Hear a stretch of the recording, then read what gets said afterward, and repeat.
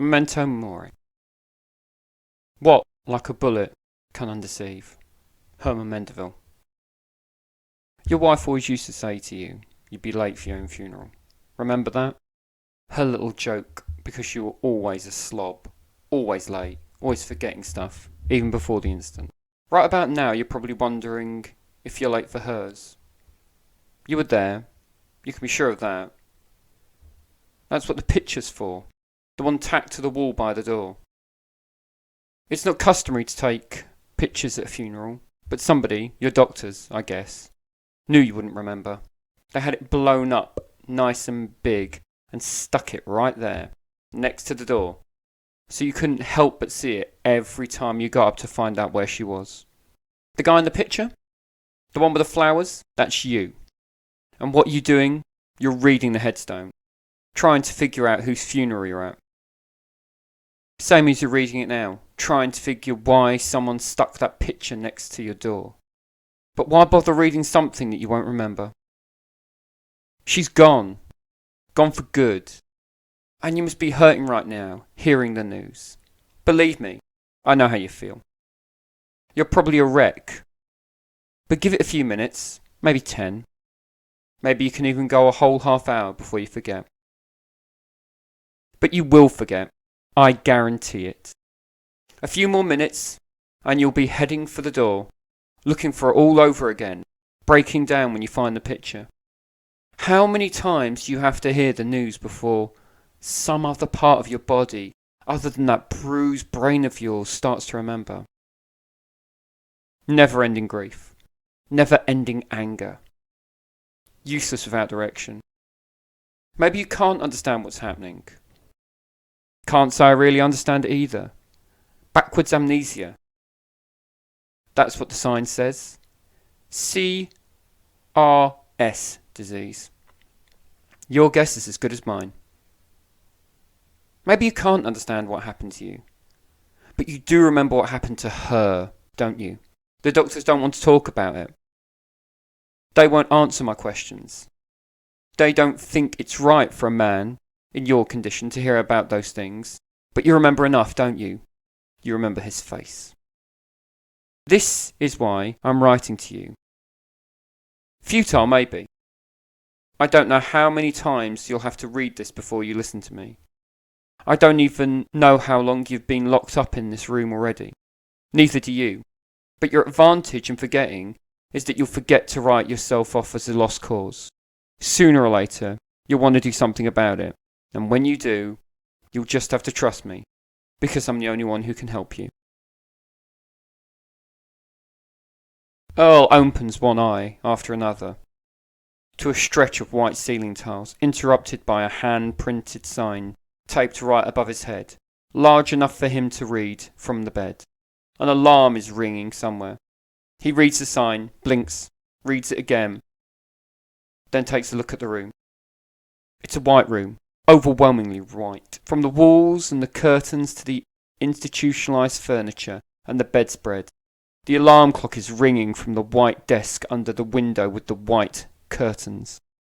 At this point, Earl probably noticed that he is lying on top of a white comforter. He's already wearing a dressing gown and slippers. He lies back and reads the sign taped to the ceiling. It says in crude block capitals, "This is your room. This is a room in a hospital. This is where you live now." Earl rises and takes a look around. The room is large for a hospital. Empty aluminum stretches out from the bed in 3 directions. 2 doors and a window. The view isn't very helpful. A close of trees in the corner of a carefully manicured piece of turf that terminates in a silver of 2-lane black drop. The trees, except for the evergreens, are bare. Early spring or late fall, one or the other. Every inch of the desk is covered with post-it notes, legal pads, neatly printed lists, psychological textbooks, framed pictures. On top of the mess is a half-completed crossword puzzle. The alarm clock is riding a pile of folded newspapers. Earl slaps the snooze button and takes a cigarette from the pack taped to the sleeve of his dressing gown. He pats the empty pockets of his pyjamas for a lighter. He rifles the papers on the desk, looks quickly through the drawers, eventually finds a box of matches, taped to the wall next to the window. Another sign is taped just above the box. It says in loud yellow letters, "Another cigarette? Check for lip balms first, stupid." Earl laughs at the sign, lights his cigarette, and takes a long draw. Taped to the window in front of him is another piece of loose leaf paper, headed, "Your schedule." It charts off the hours, every hour, in blocks. 10 p.m. to 8 a.m. It is labelled, "Go back to sleep." Earl consults the alarm, 8:15. Given the light outside, it must be morning. He checks his watch, 10:30. He presses the watch to his ear. He gives the watch a wind or two to set it to match the alarm clock. According to the schedule, the entire block from 8 to 8:30 has been labelled, "Brush your teeth." Earl laughs again and walks over to the bathroom. The bathroom window is open. As he flaps his arms to keep warm, he notices the ashtray on the windowsill. A cigarette is perched on the ashtray, burning steadily through a long finger of ash. He frowns, extinguishes the old butt and replaces it with a new one. The toothbrush has already been treated to a smudge of white paste. The tap is of the push-button variety, a dose of water with each nudge. Earl pushes the brush into his cheeks and fiddles it backwards and forth while he opens the medicine cabinet. The shelves are stocked with single-serving packages of vitamins, aspirin, antidotes. The mouthwash is also single-serving. About a shot glass worth of blue liquid in a sealed plastic bottle. Only the toothpaste is regular sized. Earl spits the paste out of his mouth and replaces it with the mouthwash. As he lays the toothpaste next to the toothbrush, he notices a tiny wedge of paper pinched between the glass shelf and the seal backing to the medicine cabinet. He spits the frothy blue liquid into the sink and nudges for some water to rinse it down. He closes the medicine cabinet and smiles at his reflection in the mirror. Who needs half an hour to brush his teeth? The paper has been folded down into a minuscule size with all the precision of sixth grader's love note. Earl unfolds it and smooths it against the mirror. It reads, "If you can still read this, then you're a fucking coward." Earl stares blankly at the paper and reads it again. He turns it over on the back and it reads, "P.S. After you read this, hide it again." Earl reads both sides again, then folds the note back down to its original side and tucks it underneath the toothbrush. Maybe then he notices the scar. It begins just beneath the ear, jagged and thick, and disappears abruptly into his hairline. Earl turns his head and stares out of the corner of his eye to follow the scar's progress. He traces it with his fingertips, then looks back down at the cigarette burning in the ashtray. A thought seizes him, and he spins out the bathroom. He is caught at the door to his room, one hand on the knob. 2 pictures are taped to the wall by the door. Earl's attention is caught first by the MRI, a shiny black frame of 4 windows into someone's skull. In marker, the picture is labelled, "Your brain." Earl stares at it. Seismic circles in different colours. He can make out the big orbs of his eyes and, behind these, the twin lobes of his brain. Smooth wrinkles, circles, semicircles.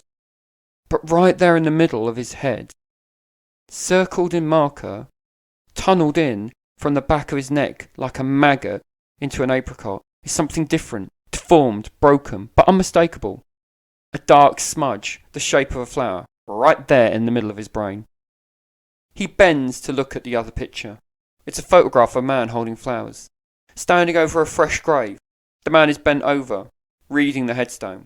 For a moment, this looks like a hall of mirrors, or the beginning of a sketch of eternity. The one man bent over, looking at the smaller man, bent over, reading the headstone. Earl looks at the picture for a long time. Maybe he begins to cry. Maybe just stares silently at the picture. Eventually, he makes his way back to bed, flops down, seals his eyes shut, tries to sleep. The cigarette burns steadily away in the bathroom. A circuit in the alarm counts down from 10, and it starts ringing again.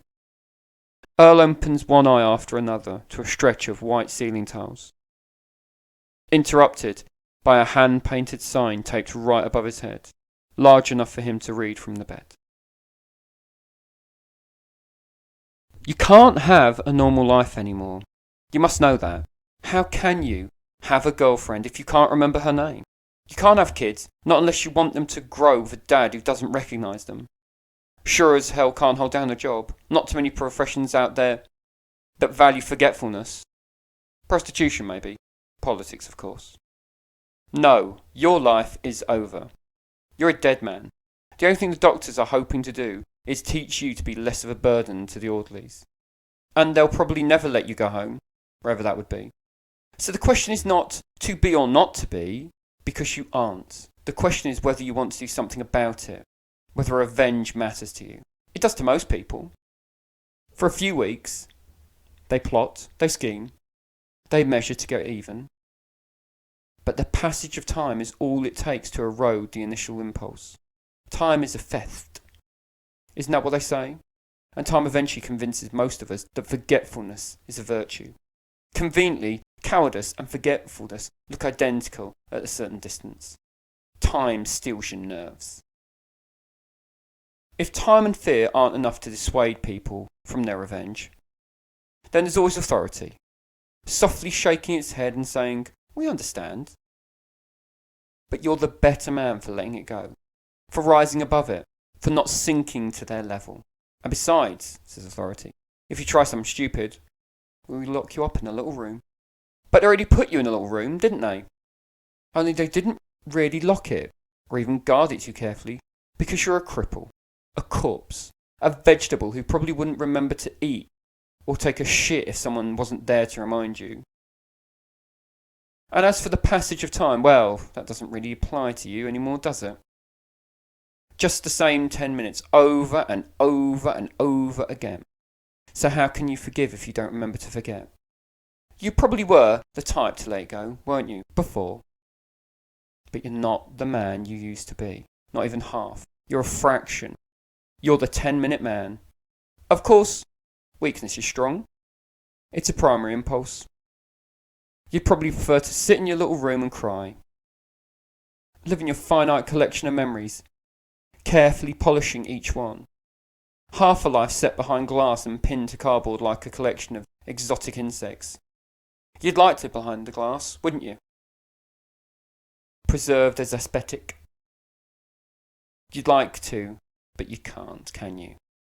You can't because the last addition to your collection, the last thing you remember, his face and your wife looking for you to help.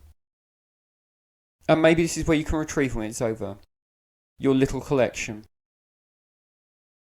Then they can lock you back up in another little room and you can live the rest of your life in the past. But only if you got a little piece of paper in your hand that says you got him.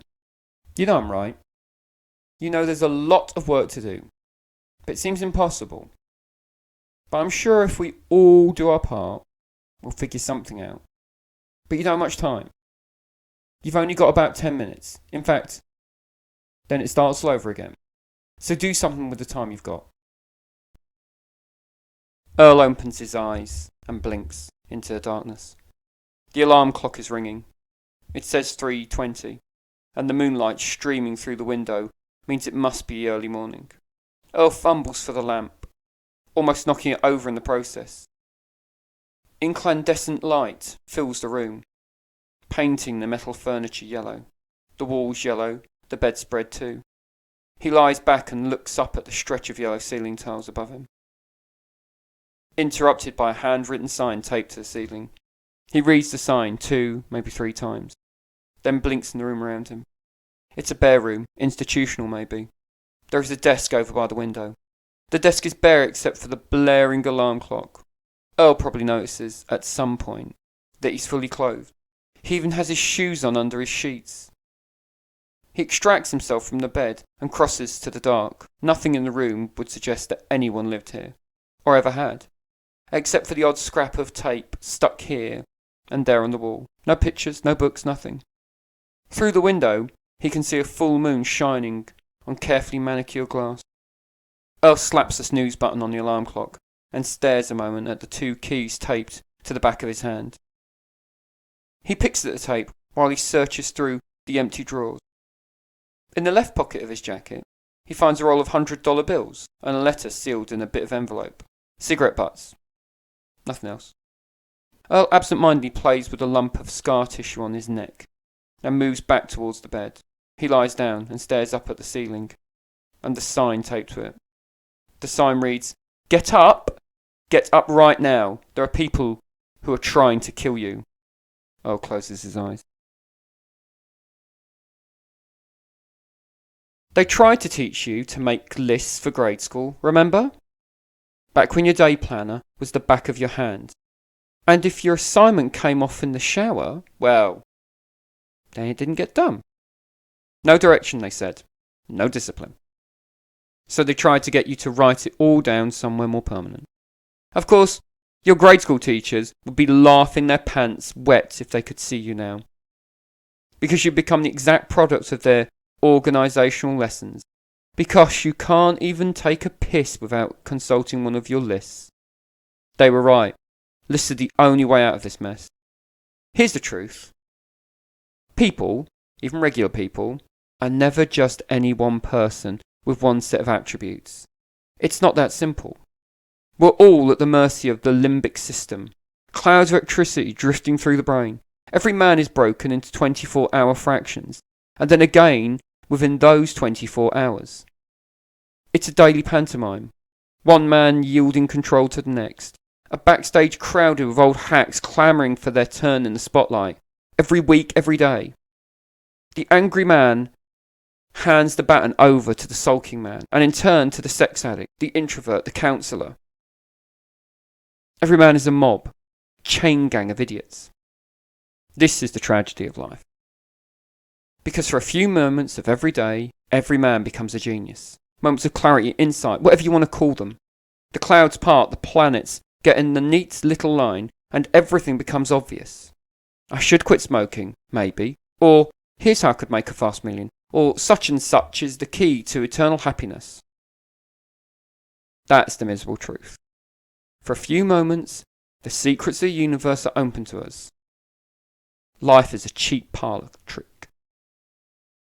But then the genius, the savant, has to hand over the controls to the next guy down the pike. Most likely the guy who just wants to eat potato chips.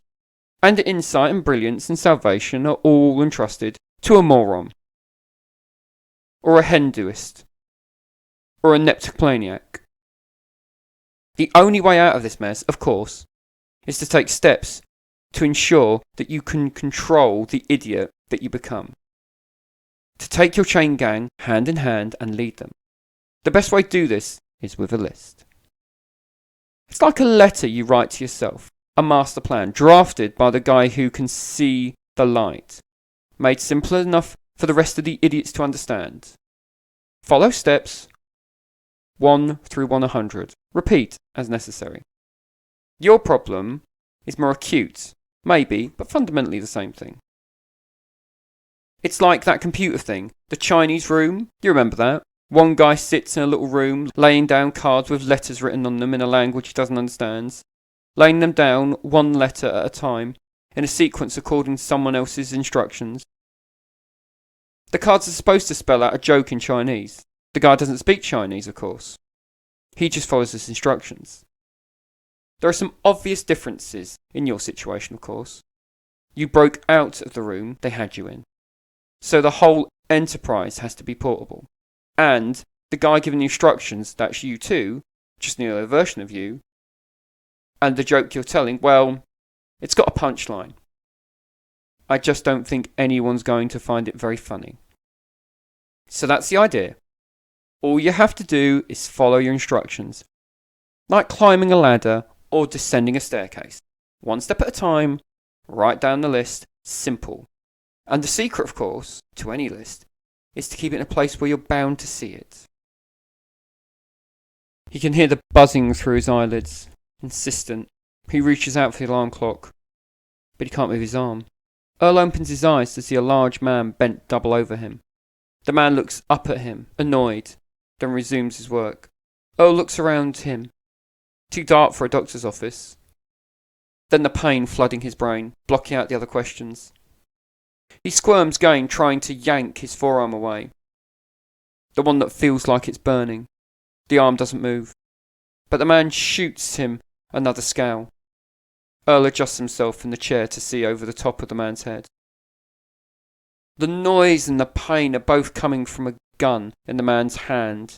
A gun with a needle where the barrel should be. The needle is digging it into the fleshy underside of Earl's forearm, leaving a trail of puffy letters behind it. Earl tries to rearrange himself to get a better view, to read the letters on his arm. But he can't. He lies back and stares at the ceiling. Eventually the tattoo artist turns off the noise, wipes Earl's forearm with a piece of gauze, and wanders over to the back to dig up a pamphlet describing how to deal with a possible infection. Maybe later he'll tell his wife about this guy and his little note. Maybe his wife will convince him to call the police. Earl looks down at the arm. The letters are rising up from the skin, weeping a little. They run from just behind the strap of Earl's watch all the way to the inside of his elbow. Earl blinks at the message and reads it again. It says in careful little letters, "I raped and killed your wife." It's your birthday today, so I got you a little present. I would have just brought you a beer, but who knows how that would have ended. So instead, I got you a bell. I think I may have had to pawn your watch to buy it, but what the hell do you need a watch for anyway? You're probably asking yourself, why a bell? In fact, I'm guessing you're going to be asking yourself that question every time you find it in your pocket. Too many of these letters now. Too many for you to dig back into every time you want to know the answer to some little question. It's a joke, actually. A practical joke. But think of it this way. I'm not really laughing at you so much as with you. I'd like to think that every time you take it out of your pocket and wonder, why do I have this bell? A little part of you, a little piece of your brain, will remember and laugh, like I'm laughing now. Besides, you do know the answer. It was something you learned before. So if you think about it, you'll know. Back in the old days, people were obsessed with the fear of being buried alive. You remember now? Medical science not being quite what it is today. It wasn't uncommon for people to suddenly wake up in a casket. So rich folks had their coffins outfitted with breathing tubes, little tubes running up to the mud above, as if someone woke up when they weren't supposed to. They wouldn't run out of oxygen. Now, they must have tested this out and realised you could shout yourself hoarse through the tube. But it was too narrow to carry much noise. Not enough to attract attention, at least. So, a string was run up the tube to a little bell attached to the headstone. If a dead person came back to life, all he had to do was ring his little bell till someone came and dug him up again. I'm laughing now, picturing you on a bus, or maybe a fast food restaurant, reaching into your pocket and finding your little bell, and wondering to yourself where it came from, why you have it. Maybe you'll even ring it. Happy birthday, buddy. I don't know who figured out the solution to our mutual problem, so I don't know whether to congratulate you or me. A bit of a lifestyle change, admittedly, but an elegant solution nonetheless. Look to yourself for the answer. That sounds like something out of a Hallmark card. I don't know when you thought it up, but my hat's off to you. Not that you know what the hell I'm talking about, but honestly, a real brainstorm. After all, everybody else needs mirrors to remind themselves who they are. You're no different. The little mechanical voice paused, then repeated itself. It says, "The time is 8 a.m. This is a courtesy call." Earl opens his eyes and replaces the receiver. The phone is perched on a cheap Vinder headboard that stretches behind the bed, curved to meet the corner, and end at the minibar. The TV is still on. Blobs of flesh-coloured nattering away at each other. Earl lies back down and is surprised to see himself. Older now, tanned, the hair pulling away from his head like solar flares. The mirror on the ceiling is cracked. The silver fading increases. Earl continues to stare at himself, astonished by what he sees. He's fully dressed, but his clothes are old, threadbare in places. Earl feels the familiar spot on his left wrist for his watch, but it's gone. He looks down from the mirror to his arm. It is bare, and the skin has changed to an even tan, as if it were never there in the first place. The skin is even in colour, except for the solid black arrow on the side of Earl's wrist, pointing up his shirt sleeve. He stares at the arrow for a moment. Perhaps he doesn't try to rub it off anymore. He rolls up his sleeve. The arrow points to a sentence tattooed along Earl's inner arm. Earl reads the sentence once, maybe twice. Another arrow picks up at the beginning of the sentence, points further up Earl's arm, disappearing under the rolled up shirt sleeve. He unbuttons his shirt. Looking down at his chest, he can make out the shapes but cannot bring them into focus. So he looks up at the mirror above him. The arrows lead up Earl's arm, crosses at the shoulder, and descends into his upper torso, terminating at a picture of a man's face that occupied most of his chest. The face is that of a large man, balding with a moustache and a goatee. This is a particular face. This is a peculiar face, but like a police sketch, it has a certain unreal quality. The rest of his upper torso is covered in words, phrases, bits of information and instructions, all of them written backwards on Earl, forwards in the mirror. Eventually Earl sits up, buttons his shirt, and crosses to the desk. He takes out a pen and a piece of notepaper from the desk, sits and begins to write.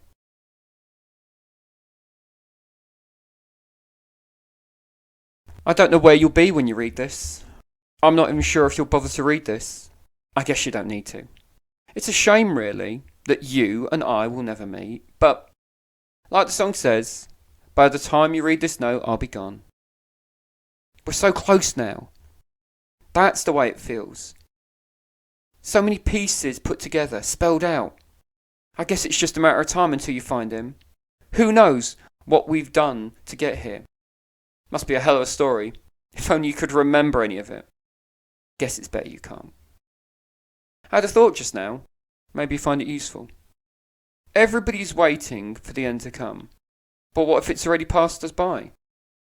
What if the final joke of Judgment Day was that it had already came and gone and we were none the wiser? Apocalypse arrives quietly, chosen are headed off to heaven, and the rest of us, the ones who failed the test, just keep on going, oblivious, dead already, wandering around long after the gods have stopped keeping score. Still optimistic about the future. I guess if it's true, then it doesn't matter what you do. No expectations. If you can't find him, then it doesn't matter, because nothing matters. And if you do find him, then you can kill him without worrying about the consequences. Because there are no consequences. That's what I'm thinking about right now. In this scrappy little room, framed pictures of ships on the wall. I don't know. Obviously. But if I had to guess, I'd say we're somewhere up the coast. If you're wondering why your left arm is 5 shades browner than your right, I don't know what to tell you. I guess we must have been driving for a while. And no, I don't know what happened to your watch. And all these keys, I have no idea. Not one do I recognise. Car keys and house keys and a little fiddly key for padlocks. What have we been up to?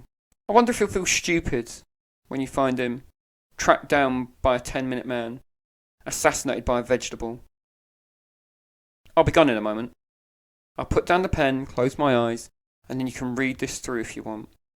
I just wanted you to know that I'm proud of you. No one who matters is left to say it. No one left is going to want to.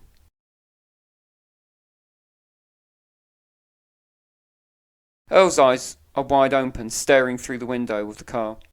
Smiling, guys. Smiling through the window at the crowd gathering across the street. The crowd gathering around the body in the doorway. The body emptying slowly across the sidewalk and into the drain. A stocky guy, face down, eyes open. Balding head, goatee. In death, as in police sketches, faces tend to look the same. This is definitely somebody in particular, but really, it could be anybody. Earl is still smiling at the body as the car pulls away from the curb. The car? Who's to say? Maybe it's a police cruiser. Maybe it's just a taxi.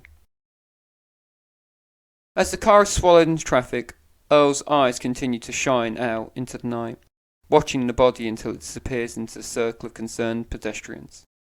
He chuckles to himself as the car continues to make distance between him and the growing crowd. Earl's smile fades a little. Something has occurred to him. He begins to pat down his pockets, leisurely at first, like a man looking for his keys. Then a little bit more desperately. Maybe he progresses. Maybe his progress is impeded by the set handcuffs. He begins to empty the contents of his pockets out into the seat next to him. Some money, a bunch of keys, scraps of paper. A round metal lump rolls out his pocket and slides across the vinyl seat. Earl is frantic now. He hammers at the plastic divider between him and the driver, begging the man for a pen. Perhaps the cabbie doesn't speak much English. Perhaps the cop isn't in the habit of talking to suspects. Either way, the driver between the man in front and the man behind remains closed. A pen is not forthcoming. The car hits a pothole, and Earl blinks at his reflection in the rearview mirror. He is calm now.